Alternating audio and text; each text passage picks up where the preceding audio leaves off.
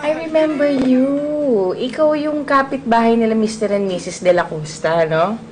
Pero ang hindi ko maalala, De La Costa rin pala yung apelido mo. Pinsan ka ba ni Juan? The truth is, I am the soon-to-be Mrs. Juan De La Costa. At si Happy ay formerly Mrs. De La Costa na lang. Alam mo, miss, maganda ka. Pero medyo malabo ka kausap eh. Medyo you're wasting my time. Papipirmahan ko pa tong adoption papers ni Kat. I'm sorry. Wait lang. No, you cannot do that. Bakit naman? Hindi pwedeng ampunin ni Juan at Happy si Katkat. Dahil broken ang marriage nila.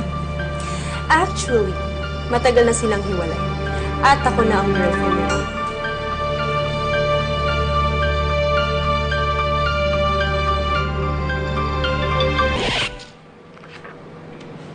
Sandali lang ha. Miss, medyo nahihirapan lang akong paniwalaan ka. Kasi unang-una, itong mga nakaraang buwan, kitang-kita ko kung gaano nagmamahalan yung dalawa. Tapos parang mababait naman silang tao. Parang hindi naman sila manluloko ng kapwa nila. Well, Miss Di Malinlang, matagal ka na nilang nililinlang.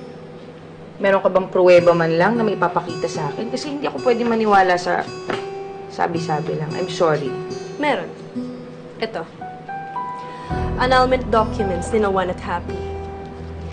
Nag-file sila ng annulment 2 weeks after mong sabihin sa kanila na pwede na nilang ampunin si Katkat.